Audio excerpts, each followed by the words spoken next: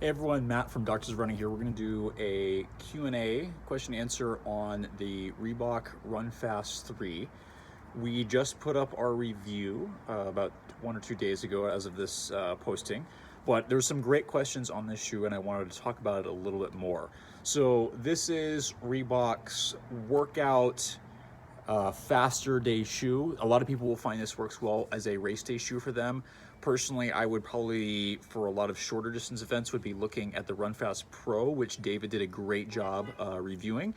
So it's a great shoe, but so really versatile with a little more cushioning. Their Floatride foam here is actually a PBA based foam, so it's that magic foam that we're just talking about, but no plate in this, a little more flexible than a lot of other shoes that have this kind of foam.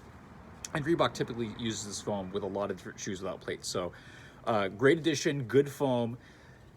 It's lighter than the previous versions. The first version was the lightest one. It's still one of my favorite shoes as a soft cushion shoe that I was able to race 10K up to half marathon in and really enjoyed it.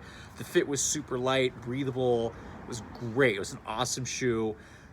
It got a little heavier with the second version. I did not like the second version personally, just with there were some fit issues and the ride really changed. This one gets back to it. So this one is lighter than version 2. My size 10 of the Run Fast 2 was 8.3 ounces.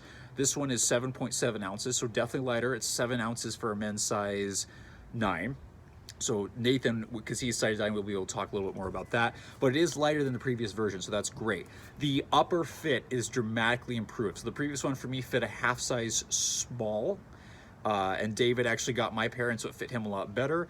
And the upper was really rigid and far thicker than it needed to be. This one is much better, much lighter, more flexible, not nearly as light as the original version, but definitely a step in the right direction. There is still some reinforcement around the front of the foot. There's a toe guard here. There's still a significant, not significant, but a little bit more heel counter there.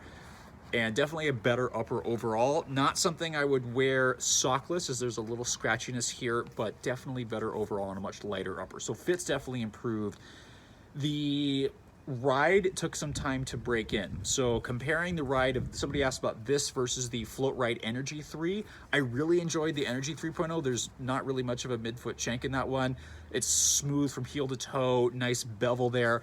Not as much of a bevel. We've talked about there's a little posterior flare here, which this softer foam, Floatride foam, does compress. The Floatride Plus foam, I'm sorry, does compress a little bit, but it's still this could be beveled. So the Floatride Energy definitely wins out, especially heel ride. And the midfoot shank in this took a long time to break in. So see the review that we talked about that. For me, this just felt super clunky, and it took probably 20-25 miles for this to break in before it felt smoother. So just know that. So definitely for me personally, the Floatride Energy 3.0 ride wins out. This is lighter, but I actually enjoyed doing shorter workouts in this once it broke in, and longer workouts in the Energy 3.0, because Energy, that foam can still move and it's super smooth. So I did a amount of repeats, tempo runs in that shoe. This one had to stick to a little bit shorter efforts, like shorter intervals, short fartlek, stuff like that was okay. But just know that the shank just takes a long time to break in. There was another question on there about, again, I talked about the weight, talked about other comparisons for who this shoe would be best for. This shoe would be best for those who are looking to get a racing flat but want a little more cushion. So somebody that might be a little afraid of running in something like the Run Fast Pro, this is a great option once so break it in, but it's not super soft. It's actually a little bit of, like, not stability, but like it's guided. The midsole sidewalls are really nice here. There's an EVA top sole that firms out the ride just a little bit. But once you get moving in the shoe, it does move. It's great. It's a fun shoe once it breaks in. So somebody who's looking for a shorter distance racing flat but wants a little more cushion, I think this would be a great option to get into, rather than something like, you know, the Run Fast Pro, which is very aggressive and probably too aggressive for a lot of people. This is going to be a much better shoe that's still light, has plenty of protection underneath, but isn't as aggressive, but isn't super heavy. You could, if you like lighter shoes, could easily train in the shoe once it breaks in. There's plenty of cushion for that, and I use this for a lot of easy runs, like 3-4 mile shakeout runs in the evening to break the shoe in. But yeah, there is some potential here. It's definitely an improvement from the second one, but there's also a lot of things that still need some work, I think, and they're going in the right direction. But yeah, a good improvement. Uppers let better.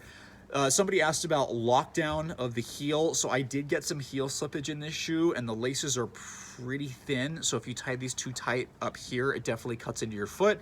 Make sure you get the upper here, lace this part down a little bit more, not too tight, and it will lock this down. But yeah, I got a little heel slippage in this initially that went away as the shoe warmed up. So overall, again, a more cushioned, light, short distance racing flat, I think for most people.